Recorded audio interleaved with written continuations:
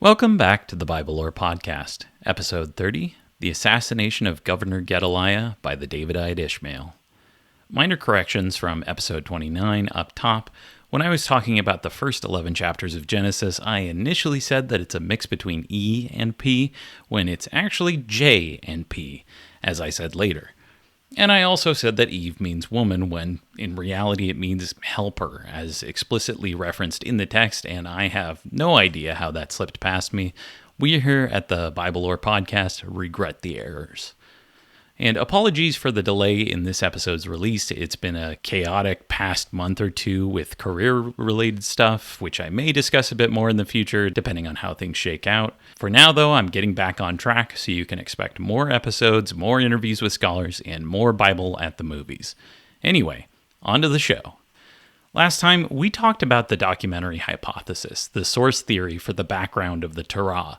E was the oldest, D was most of Deuteronomy, J was the one where Yahweh is especially keen on directly interacting with people, and P was the big one that went from the beginning to the end and tied it all together. This time, we're going classic Bible lore mode.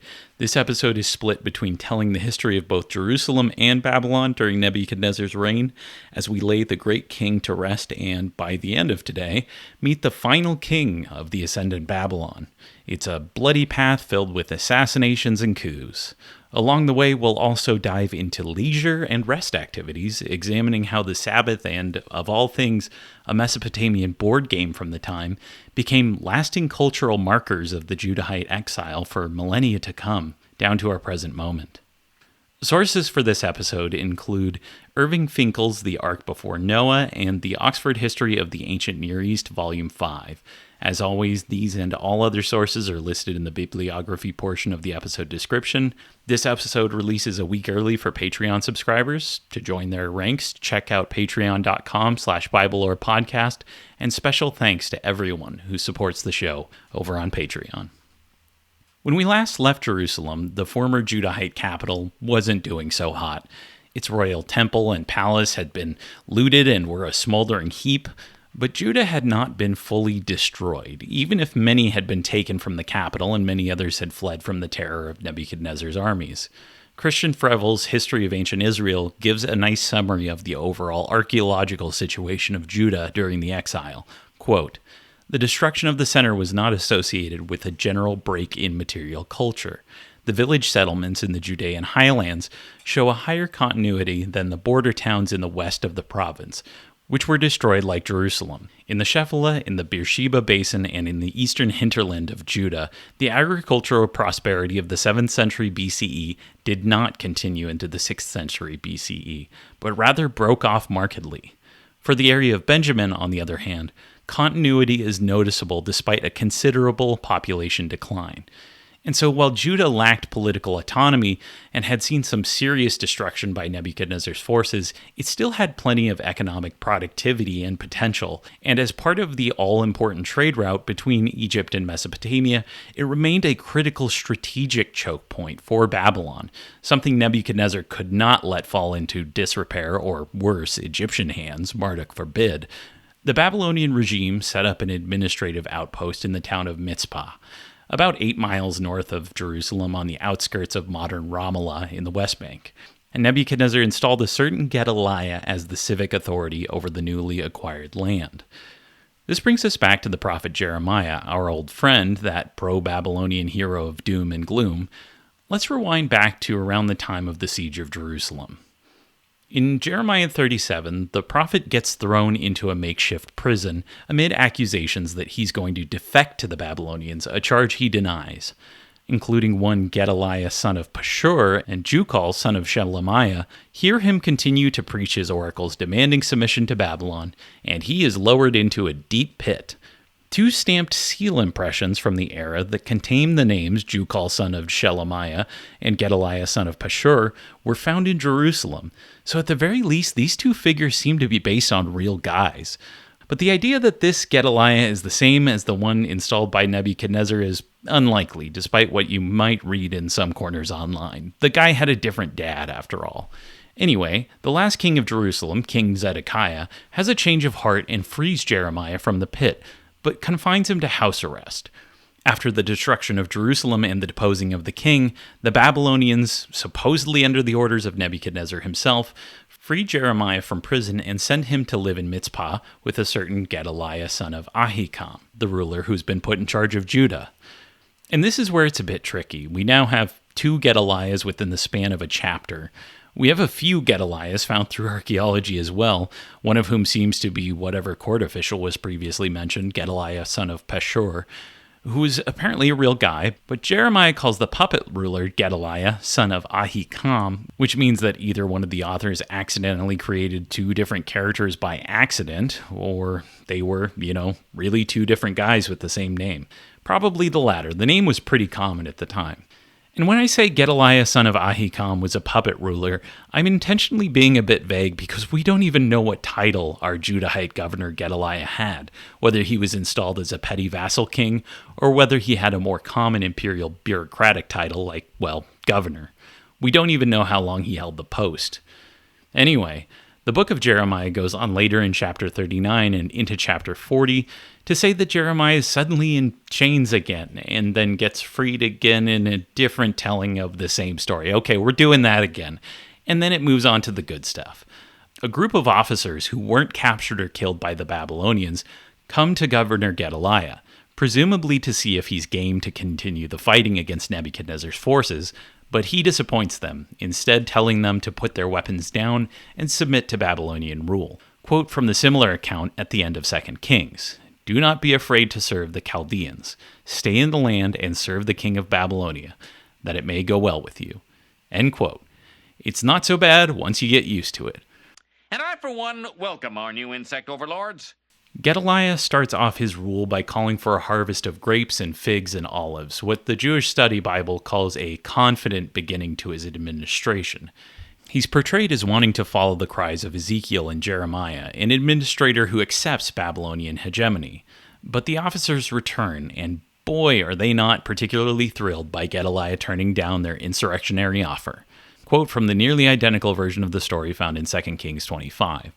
And it happened in the 7th month that Ishmael, son of Nethaniah, son of Elishama, of the royal seed, and 10 men with him, came and struck down Gedaliah, and he died, as well as the Judahites and the Chaldeans who were with him in Mitzpah. And all the people arose from the least to the greatest, and the commanders of the forces, and they went to Egypt, for they feared the Chaldeans. Now, this ending is clearly legendary to some extent, as archaeology, again, does not at all support the idea that everyone fled to Egypt. Just like with the population of Israel and Samaria back 10 episodes or so, we are clearly dealing with a polemical account that seeks to say that the people who remained behind were in no true sense the heirs to Judah. Everyone who mattered supposedly left, from the least to the greatest. On top of that, all of this Jeremiah material is probably much later. It's not in the earliest version of Jeremiah at all, and the identical story in Kings also seems to be a later addition. And so while I don't doubt that Governor Geddy was assassinated in a coup, historians seem a little less confident that we can really reconstruct why it happened. Perhaps the stories from the 2 Kings coda and Jeremiah are true, that Gedaliah refused military desires to attempt a suicidal revolt against Babylon. Some have argued that Gedaliah was installed as a non-Davidide puppet king, and this was seen as unthinkable to Ishmael, one of the conspirators who's said to be of the royal lineage after all. We just don't know for sure. The other big question is exactly when this happened. You'll notice that I'm putting this near the end of Nebuchadnezzar's reign, 2 full episodes after the fall of Jerusalem. Frevel notes that the accounts in Jeremiah and Kings would have us believe that this was less than a year after Babylon's destruction. But the way this is tied up in these legendary and obviously later accounts makes that really hard to trust.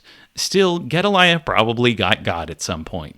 In the story, the coup fails, and Jeremiah says that the coup plotters attempt to flee into Ammon to the east, across the Jordan with some elite hostages.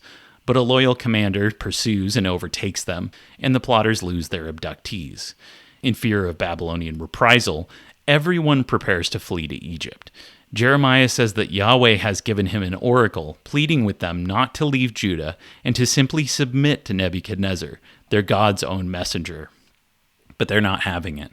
They scoop up Jeremiah and everyone of any renown and head on down to Pharaoh land. Now, again, whether any of this happened the way that it's described is very difficult to know with any confidence. Maybe something like this occurred. Maybe. The Babylonian dynasty of Nebuchadnezzar's father, Nabopolassar, had, of course, itself begun as a revolt by a loose coalition of southern tribes allied against Assyrian rule. And with Nabopolassar's hard-won success and Nebuchadnezzar's finishing of the wars against Assyria and Egypt, those Chaldean tribes had broadly assented to Babylonian domination, the one minor revolt we talked about a few episodes back notwithstanding. As the political turmoil of the late 7th century settled down and the broader Middle Eastern economy recovered, the tribes continued to gain power, and the centralizing figure of Nebuchadnezzar, the war hero and conquering king, held everything together. After coming to a sort of détente with the port city of Tyre on the coast of Lebanon, Nebuchadnezzar could claim most of the lands under prior Assyrian rule except for, well, Egypt. There is some speculation that he made an attempt on Egypt late in life, but it's basically just that, speculation. The emperor may have even made it into Turkey a bit. At the very least, archaeological signs of Babylonian presence in the northwest makes it clear that they had designs on the region. Tribute was paid, roads were functioning, trade still went on, but it was a bit more like Assyria before Tiglath-Pileser III made his reforms and centralization of power. Call it massive success during a time of uneasy governance that was open to challenges. Still, things were relatively calm for a couple of decades. In this period of relative stability, the exiles from Jerusalem settled into their new home in a strange foreign land. They took the prophet Jeremiah's advice. They built housing and tended gardens and got used to their surroundings over the decades, becoming integrated into their Mesopotamian locales, setting up new rituals with no temple and probably limited functional shrines for their god, at least for those who didn't adhere to Jerusalem as the only proper place of worshiping Yahweh. This change of social and physical circumstances required the cult to adapt to maintain meaning and significance and relevance. One important example of this kind of morphing is, of course, the emphasis among some that only Yahweh should be worshipped, a real sticking point for future Yahwists. In the Decalogue, the Ten Commandments, we see a focus on very physical elements of the cult, but not necessarily centered on a single temple. This is rather curious, considering much of the later material in the Hebrew Bible, composed in the late Persian and Greek eras, go to great lengths to discuss the temple's importance and the importance of Jerusalem and Zion. Still, if we imagine a physical cultic site, whether the Jerusalem or Samaria temples or elsewhere, the Ten Commandments become rather interesting. "You shall have no other gods before me" is not just saying to honor Yahweh in an imagined sense as being higher than the other gods, but demanding that no other gods be present in front of Yahweh's shrine and in his temple. Literally no other objects representing other gods before me, either in a place of prominence or perhaps not in Yahweh's presence at all. In fact, the next command functions as a more explicit prohibition on physical idols. Quote, "You shall not make for yourself an idol, whether in the form of anything that is in heaven above, or that is on the earth beneath, or that is in the water under the earth. You shall not bow down to them or serve them, for I, Yahweh your God, am a jealous God, punishing children for the iniquity of parents to the 3rd and the 4th generation of those who reject me, but showing steadfast love to the 1000th generation of those who love me and keep my commandments. So please, whatever you do, don't put something in the image of a person or a thing in front of Yahweh. No thank you." Adding more to the physical element of the cult is the famous Sabbath, the rest on the 7th day. Quote from the Decalogue again, "Remember the Sabbath day and keep it holy. 6 days you shall labor and do all your work, but the 7th day is a Sabbath to Yahweh your God. You shall not do any work, you, your son or your daughter, your male or your female slave, your livestock, or the alien resident in your towns. For in 6 days Yahweh made heaven and earth, the sea and all that is in them, but rested the 7th day. Therefore Yahweh blessed the Sabbath day and consecrated it." That's the version of the Sabbath that we all know and love. But keen listeners will remember from the last episode that the Decalogue, the Ten Commandments collection, is a rather late insertion into the text. When we flip over to our oldest law code in the Torah, the Covenant Code, we find something rather different. This one's from Exodus 23, probably belonging to the E-source. Quote, 6 days you shall do your work, but on the 7th day you shall cease from labor, in order that your ox and your ass may rest, and that your bondman and the stranger may be refreshed. Something you'll notice here is that unlike in the Ten Commandments, there's no reference to this being a Sabbath, no reference to keeping it holy, just a general rest day so that the workers don't get too tired. Was this ever actually practiced? Probably. Do bosses at low-wage jobs, even today, try to keep you from taking breaks as much as they can? Certainly. That said, Mesopotamian, Egyptian, and Roman sources point to regular days of rest being commonly afforded to both free workers and slaves, so at the very least, it may have been a sort of typical weekend interval. Some had the rest day every 10 days, but it could be any sort of regular interval. Workers need rest after all. The Romans had the 8th day, Nundine, as a general market day where most regular work ceased. Hellenistic society eventually held to a 7-day week that has given us the names of our days, hence Saturday is Saturn's day. All of this historical background often gets smoothed over in Christian and Jewish attempts to say that it's only because of the Bible that we all get a day off from work, which is simply not true. What is true is that all of this coalesces and becomes somewhat standardized under Christianity, but outside of more pious Jewish communities, it has almost always required labor action to guarantee time off for workers, and the Christian variation on the Sabbath being the day that is primarily our day off is mostly an accident of history. But if that's the labor rest day, then what the hell is the Sabbath? Shabbat, in the older sources, seems to be something pretty different. The Shabbat was a full moon festival, a mid-month celebration at a time when the calendar was primarily lunar, with the festival probably relegated to the elites, for the most part. This meant it carried much less importance for normal folks. Here's how scholar Rainer Alberts puts it in his History of Israelite Religion in the Old Testament period, quote, "This Sabbath was significant for the population only to the degree that it was regarded as a favorable time for getting omens." And here Alberts points to 2 Kings 4, where we find a story about a woman whose son has fallen ill. The woman was previously unable to conceive, but after treating the prophet Elisha kindly, he blesses her and she gives birth to a son, which makes it all the more horrifying when the boy's health rapidly deteriorates a few years later. The woman asks her husband to fetch Elisha, but he does not understand, saying, quote, "He said, 'Why go to him today? It is neither new moon nor Sabbath.' She said, 'It will be all right.'" And then the boy dies, and Elisha raises him from the dead by laying on top of the child and doing a magic ritual. It's kind of weird. A little sus. But that's not the only curiosity in this story, though it will also serve as an inspiration for a similar story about Jesus of Nazareth in the Gospels. No, in the midst of all that, we see an odd portrayal of what was likely a normal way of getting good omens, a standard that the woman is presumably operating outside of, much to her husband's vexation. It's not the full moon, Shabbat, or the new moon, therefore, as Alberts notes, it was not a good time for omens. In the likely northern Israelite book of Amos, we see this monthly Shabbat featured in an oracle against business owners. Quote from Amos 8, "Thus did the master, Yahweh, show me. And look, a basket of summer's end fruit. And he said to me, 'What do you see, Amos?' And I said, 'A basket of summer's end fruit.' And Yahweh said to me, 'The end has come upon my people Israel. I will no longer forgive them.'" So there we get a pun. The word for summer's end is essentially the same as the word for end, giving it a sort of last harvest motif. Continuing, "And the palace's songstresses shall howl on that day, said Yahweh. Many the corpses flung everywhere. Hush!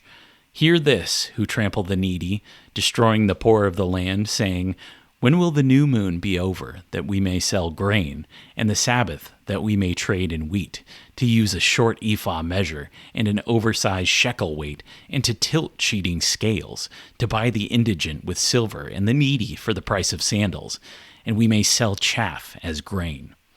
So again, we see the Shabbat here as a period without trade during a monthly full moon ritual instead of a weekly one, a ritual of unknown duration that bears some of the cultic marks of the later weekly Shabbat. Business is not supposed to be conducted, at least for those observing. But in Amos's oracle, the greedy businessmen can't wait for the rest to be over so they can continue ripping off poor people and workers, a pretty common point of criticism by the prophets of the era, and a point of propaganda among the Assyrian and Old Babylonian rulers especially, who boasted that they did not allow such exploitation. The reality in all of these places, of course, is that business owners and rich people always rip off the poor, so we shouldn't be surprised to find some fairly blunt critiques managing to sneak up through the cracks. But again, really interesting that we can see an older version of a Sabbath that wasn't part of this specific weekly calendar system, and seems to have been itself part of the royal cult, not the broader cultic practice of the average Judahite or Israelite citizen. This, again, was not exactly unique to the Yahwists. Even the word Sabbath has a probable Babylonian or Akkadian cognate, Shapatu or Shabbatu, which was their marker for the full moon festival. Whether this came from a common source or was adopted by the Judahites or Israelites from the Babylonians, it's basically impossible to know. It seems entirely likely that this was a fairly standard practice throughout the Middle East, likely with each culture having their own variation. And this is where the Deuteronomist conception of an entire people subject to Yahweh's covenant ends up eventually transforming all of this. The day of rest, the Sabbath, the unification of the people, through later interpretation into something that, for all its differences, begins to look a whole lot more like the Judaism today and of the later Second Temple period. That won't happen until the priests gain true political power, centuries after these texts were written, centuries after our present moment. But all of this history is important for understanding how that emerges, and it's obviously very important to all Jews throughout history, even if it's often seen through the distorted and sometimes murky lens of the Bible. With the destruction of the temple, though, the older version of Shabbat took a major hit. Quote from Lamentations 2, "He has stripped his booth like a garden. He has destroyed his tabernacle. Yahweh has ended in Zion festival and Sabbath. In his raging anger, he has spurned king and priest." The mentions of a booth and tabernacle are a reference to the festival of Sukkot, a fairly typical harvest festival in the region at the time, and one which is still celebrated today by many Jews.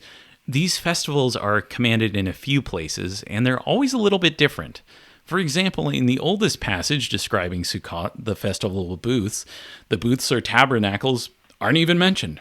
In our old friend, the Covenant Code, Exodus 23 again, it's just called the Festival of Harvest, Shavuot. So we can see a sort of mythologizing even of the ancient festivals to bring them in line with the Moses story, but we can also see the older version that wasn't involved in this mythology. But these festivals had something else to them, something that even perseveres into Deuteronomy's version of events. I'll read from Deuteronomy 16, quote, "3 times a year, on the Feast of Unleavened Bread, on the Feast of Weeks, and on the Feast of Booths, all your males shall appear before Yahweh your God in the place that he will choose. They shall not appear before Yahweh empty-handed, but each with his own gift, according to the blessing that Yahweh your God has bestowed upon you." And here's a place where I'll bring in something noteworthy I learned from friend of the show, Dan McClellan. That verse is almost always mistranslated in his view, and the NJPS translation I used here is no exception. Most versions will have a footnote explaining that the Hebrew text here is what scholars have referred to as strange, weird, and or funky. And this is caused by our old friend vowels. See, longtime listeners of the show will remember that the Torah, and Hebrew in general, didn't originally have vowels as part of their written language.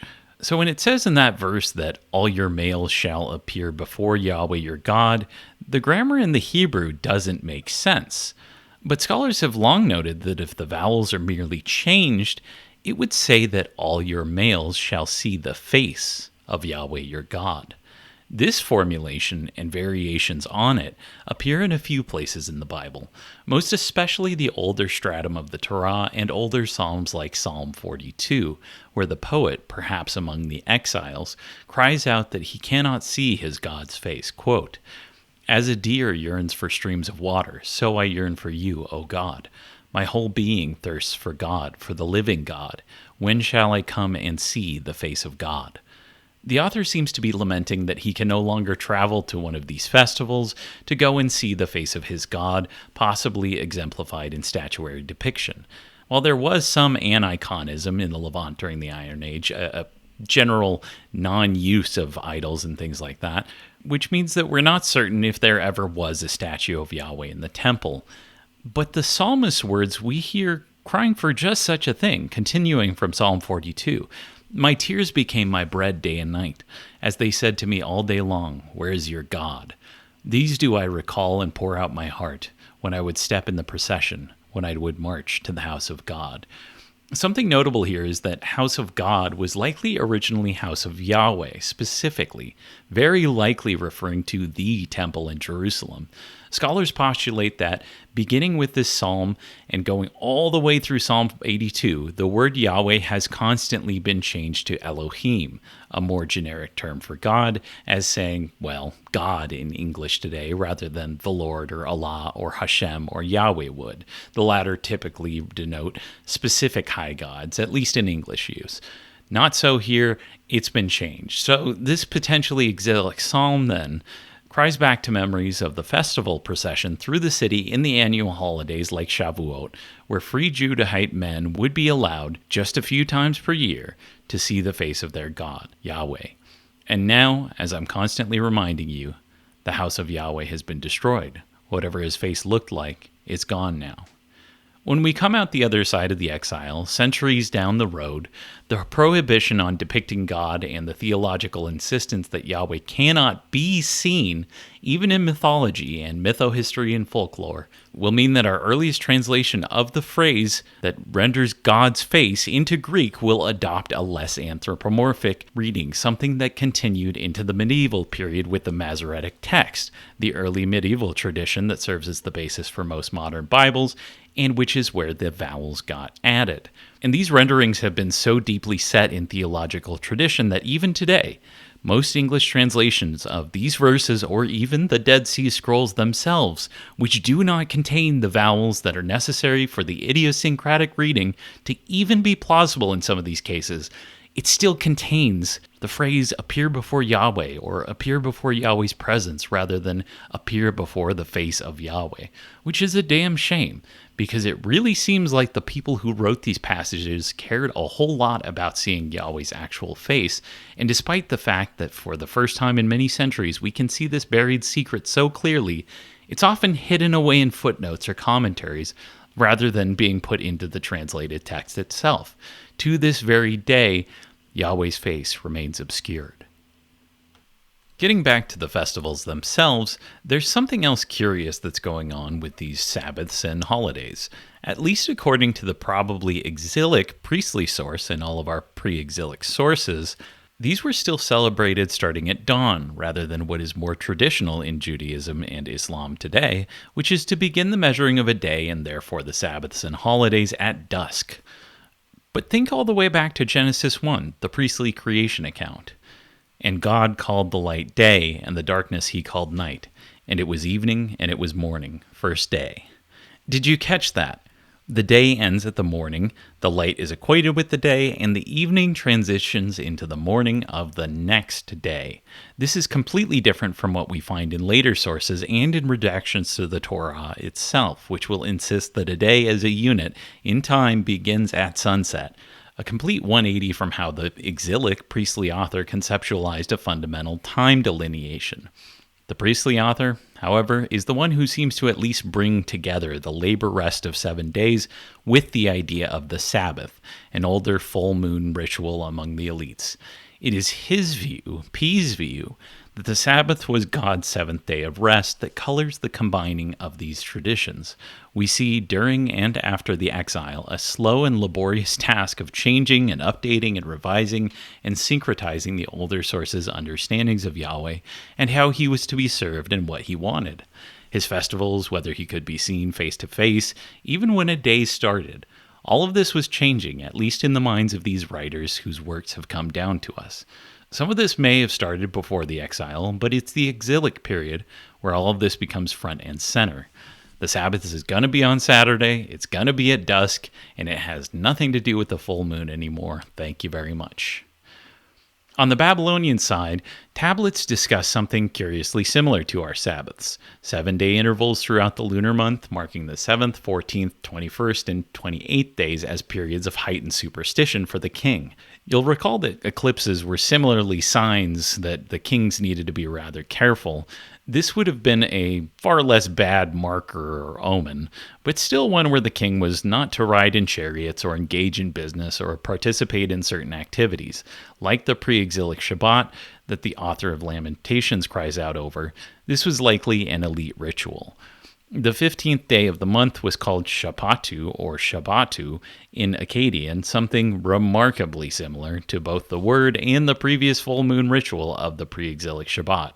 The linguistic relation between Shabbatu and Shabbat, in addition to the striking similarities to Marduk's creation order in Enuma Elish, has led some scholars to conclude that there's a pretty solid case for the priestly source where scholars locate Genesis 1 coming into existence largely during and after the Babylonian exile.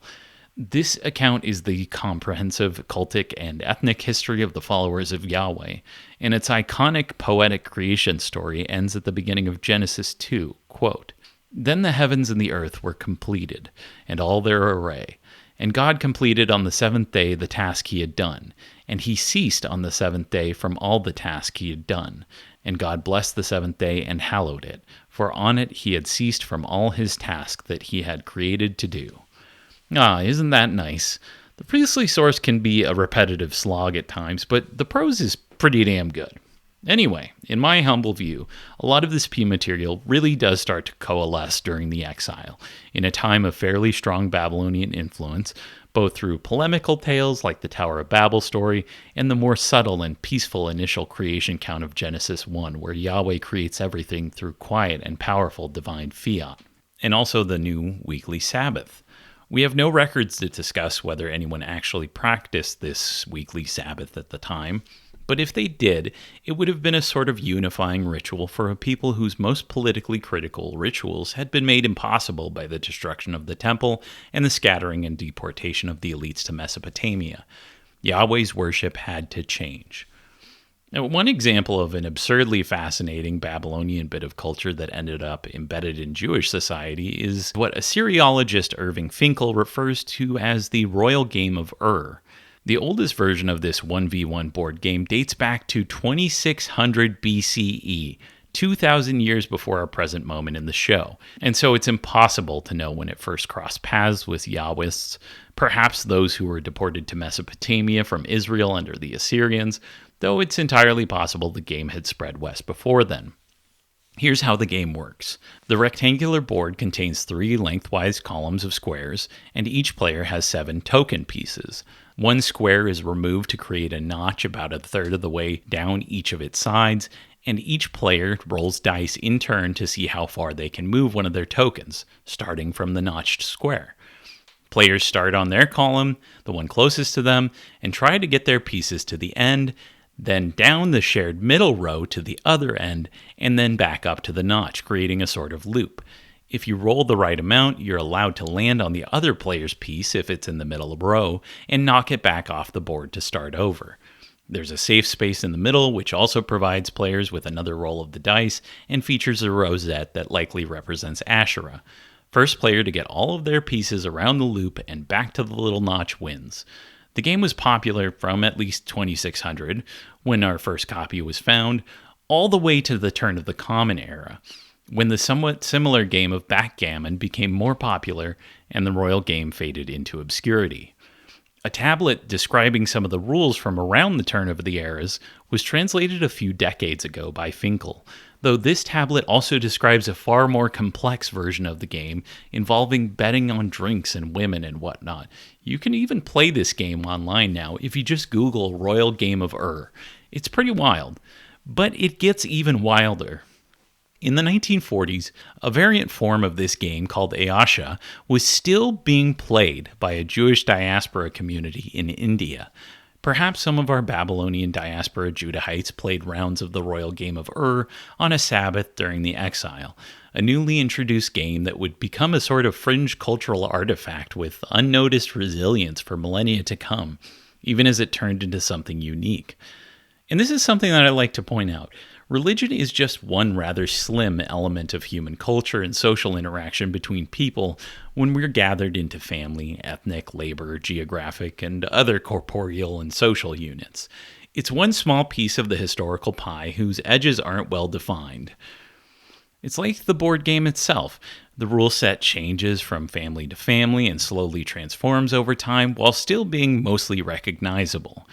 Anyway, the point is that those of us who are especially interested in the history of cult and what we categorize as religion can sometimes give an oversized emphasis to texts that have survived and their specific myths and rituals that were demonstrably unstable. Meanwhile, we can sometimes ignore the mundane realities of cool stuff like board games that were just as much a part of daily life for many, many centuries of Yahweh worshippers. And when I say these rites and myths were demonstrably unstable, I include not just the versions of creation myths in lore and Sabbaths, but also the physical rituals themselves. The exilic and post-exilic texts that command the Sabbath do so in a way that doesn't make it seem normative. They have to argue for its regular observance. P commands the seventh day for holy rest as if it isn't so, a struggle with the practicality of the Sabbath that will persist even into Jesus' time. And so while our intrepid survivors may have come across these ideas and seen them as culturally important and likely helped forge and reshape them, the weekly Sabbath probably wasn't practiced on a wide scale for a long time. It would be many centuries still until Yahwehs with enough cultic authority also held the political authority to make their Yahwism the official cult of any significant number of people, and so their desired Sabbaths remained far from an ethnic and political reality. For now, these cultural practices were still celebrated by a limited core, a core which concretized their idealized Sabbath into written desires of a hoped-for future where this concept of all Israel would celebrate it just as they did. That seems to be what the priestly source especially was for. In the dispersal of the early exile, though, P would remain an emergent propaganda, nothing more and certainly nothing less, one that sought to reckon with the past in its tales of righteous prophets and often wicked kings and heroes and villains of hoary antiquity that represent one particular people's understanding of their own history. And despite the valorization of these heroes and a strong emphasis on Yahweh's distant antiquity and the ancient dusty nature of the rituals and standards of proper care for this patron creator god, we can still see the fingerprints of Babylon and broader Mesopotamian culture on some of the writings of this period, even if the picture's a bit murky. Speaking of the Babylonians, let's get back to the big guys. Nebuchadnezzar had outposts all across what he considered his lands, but even in areas of direct control, he relied on alliances with local tribe leaders, not eunuchs or bureaucrats or deep familial ties. He was an intimidating presence and had put down rebellions in the past with his military prowess, a lesson Judah learned harshly, but he just barely had the administrative state to keep it all together. He'd married off at least some of his daughters to influential tribal leaders in order to bring them into the fold and keep them a bit closer to the royal court, but it wasn't a full dynasty yet. And then, like all men do, Nabuchodonosor, aka Nebuchadnezzar, aka Nebuchadrezzar, finally died around 562 BCE. He'd taken the throne when his father died, way back in 605 BCE, meaning his full reign was over 40 years, and he was likely close to the age of 80 when he finally passed away. We know tragically little about him, but Nebuchadnezzar was, by all accounts, his father's son, the emperor of this new dynasty who fought for decades to transform it into something real. Shockingly, he'd kind of done it. The son of an Assyrian administrator turned emperor, he had not only finished the dismantling of Nineveh's power and the halting of Egyptian encroachment, he'd done it in such a way and with such a clarity of vision that he'd wrung out a relative internal peace. Tens of thousands lay dead in his wake, cities burned, some peoples deported, though far fewer than his Assyrian predecessors. His well-earned infamy is inflated beyond the brutal Ninevites, though, because one particular people of history, the Judahites, happened to write a whole lot about their unique displacement by this conqueror, turning him from legend to eventually a byword for both the height of Babylonian power and the hubris of imperial hegemony itself. Much of Nebuchadnezzar's notoriety is derived from these later stories that initially were about one of his successors, but his uniquely terrifying and menacing and resolute stature rendered him as nearly among the ranks of an Augustus or an Alexander or a Constantine. Even though his father was the founder of the dynasty and some of the stories about the later king Nabonitis, it's Nebuchadnezzar's lengthy career and overwhelming tenacity that made him such a good candidate to be the villain of the book of Daniel. In Ezekiel and much of the earlier Hebrew Bible, he's viewed as the vessel of Yahweh's wrath, not even necessarily a wicked figure.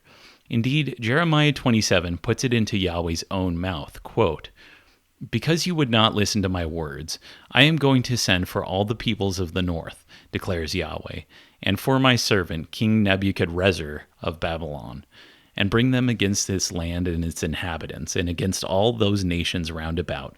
I will exterminate them and make them a desolation, an object of hissing, ruins for all time." So there we have Yahweh calling Nebuchadnezzar his own servant.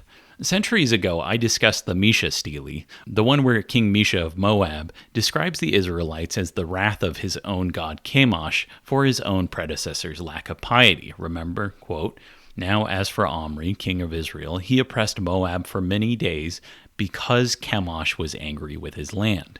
Some of the Judahite exiles and descendants turned this ideology into a cornerstone of their understanding of their own people's history and their own God's justice.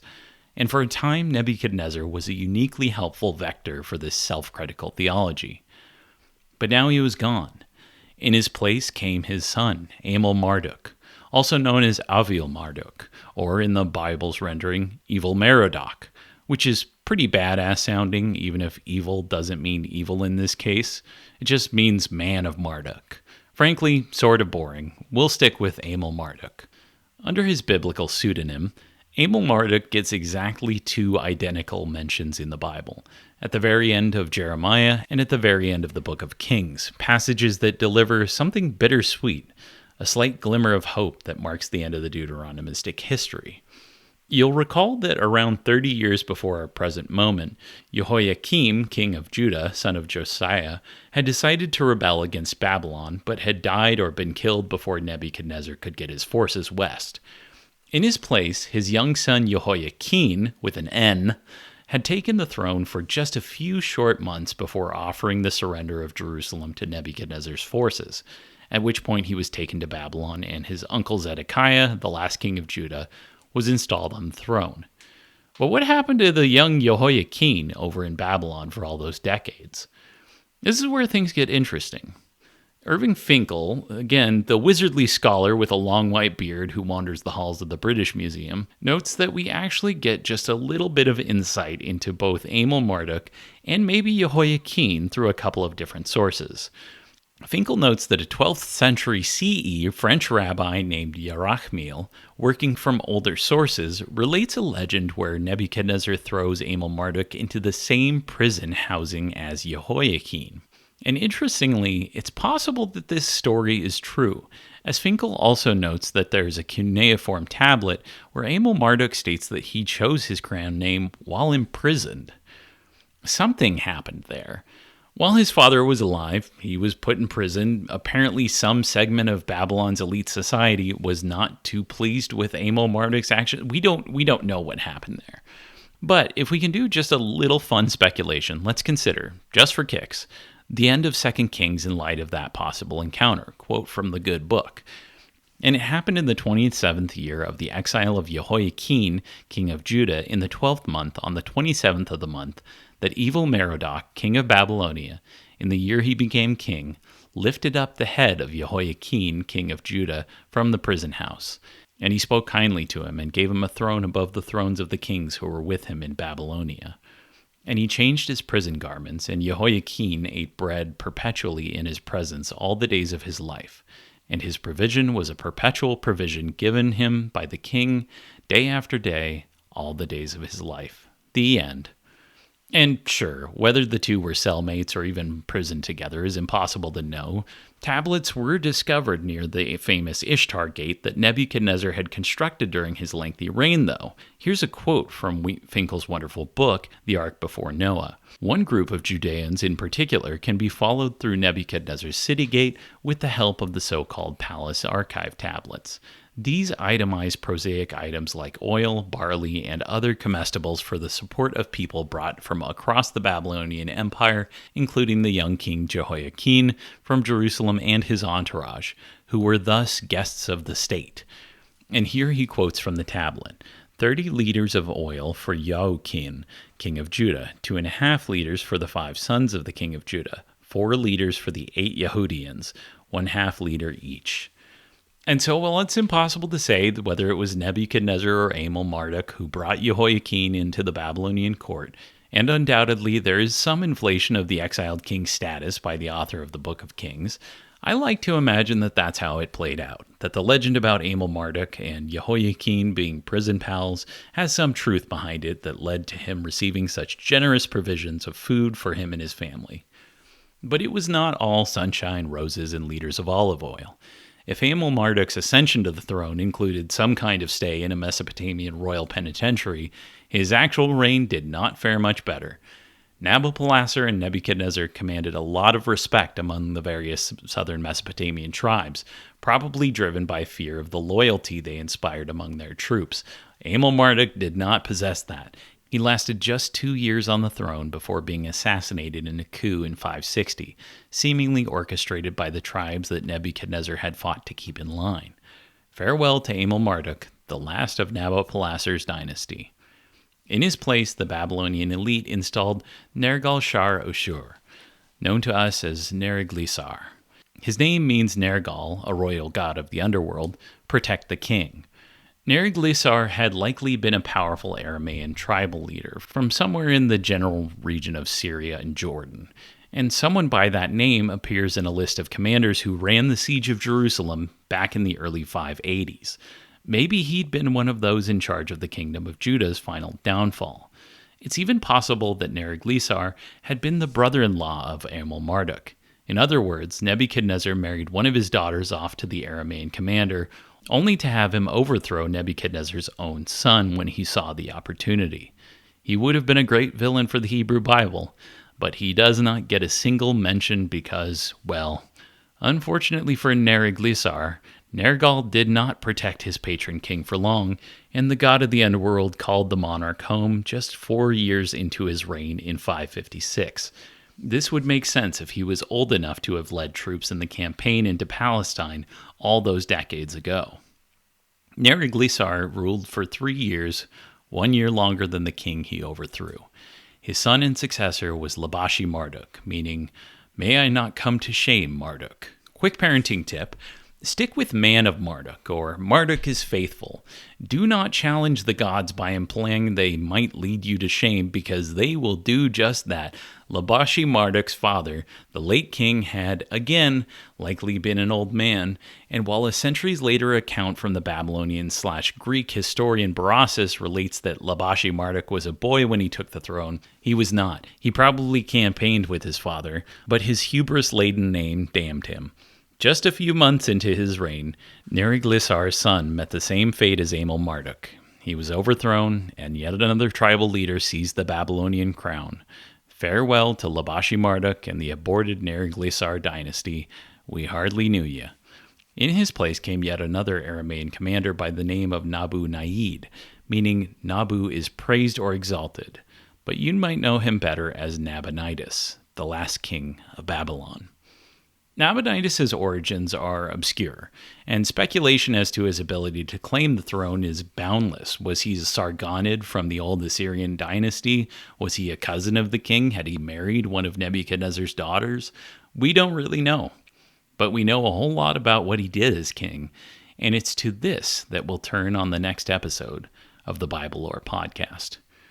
A lot of hay is made about the way that the untamed Chaldean and Aramaean tribes represented a threat to Babylon's political stability, and it reminds me of the situation in Assyria back in the early 8th century before Tiglath-Pileser III reformed the empire's administration and consolidated Assyrian rule through assertion of power.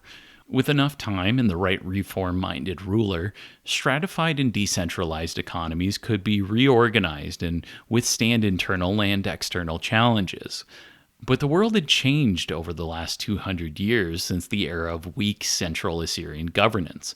State and economic formation had developed and become complex far outside of the wealthy Mesopotamian heartland, and competition for hegemony did not only come from Egypt. The various people we call the Greeks were up and running, getting in fights with each other, and there were some rumblings to the east. The year after Neriglissar took the throne, some upstart from, how do I pronounce this, Persia? That sounds about right. Yeah, some new king from Persia was making waves. Probably want to keep an eye on that. The point is, whether they knew it or not, the Babylonians were racing against the clock to get their shit together. Nabonitis will be our last king of the short-lived Neo-Babylonian Empire, an emperor who will be a talented military campaigner, a pious and by all accounts decent enough king by Mesopotamian standards, and yet his failure to defend Babylonian imperial holdings from the Persian steamroller will mark a great political shift in the world. Nobody knew it. We can't put a firm date on when it happened, but something had changed, something you may or may not have noticed. Assyria had been powerful, but the world and its economy just didn't really need them to continue on apace. A great hegemon like Nineveh could struggle with decades of violent war and conflict, and yet this was not some massive overturning of economic and social structures like the Bronze Age collapse. The global economy had become relatively self-sustaining at some point. And while Babylon under Nabopolassar and Nebuchadnezzar had significantly recovered Assyrian control, other peoples and economies and political entities continued to flourish around them. They did not control the wealth and production powerhouse of Egypt. They barely held on to the north. They had to cut deals in Tyre. They were constantly battling Arab tribes who raided southern Babylon itself. Nebuchadnezzar had done something impressive, but it wasn't fully Sargonid arid Assyria. It would have taken generations to establish that level of bureaucracy and control. Rumors undoubtedly began trickling in from travelers and spies and diplomats and migrant traders during the reign of Neriglissar, rumors of a truly brilliant military mind that had begun coalescing forces in the far-off east of Iran. They didn't know it, but the time for taming the chaos of the Babylonian Empire was running out fast. So there we have it. Gedaliah was dead. Jerusalem, what was left of it, was under direct Babylonian control. And after the death of Nebuchadnezzar and 3 of his rapid successors in the span of less than a decade, Nabonitis was left to hold the bag to try and stabilize this flailing empire. And today we also saw the combination of the pre-exilic Sabbath and the day of labor rest into a sort of culturally important general day, one that will eventually, indirectly, shape our modern weekends. And hey, there's also a new board game you can try out too. Next time, we'll see how legends of Nabonitis as a sort of unhinged or unwell man will be recast onto Nebuchadnezzar in the book of Daniel. And we'll see how the real, final king of Babylon tries and fails to hold it all together. Thanks again to everyone who's left nice comments and reviews, likes on YouTube, all that good stuff, and of course everyone who supports the show on Patreon. I'll see you next time on the Bible Lore Podcast.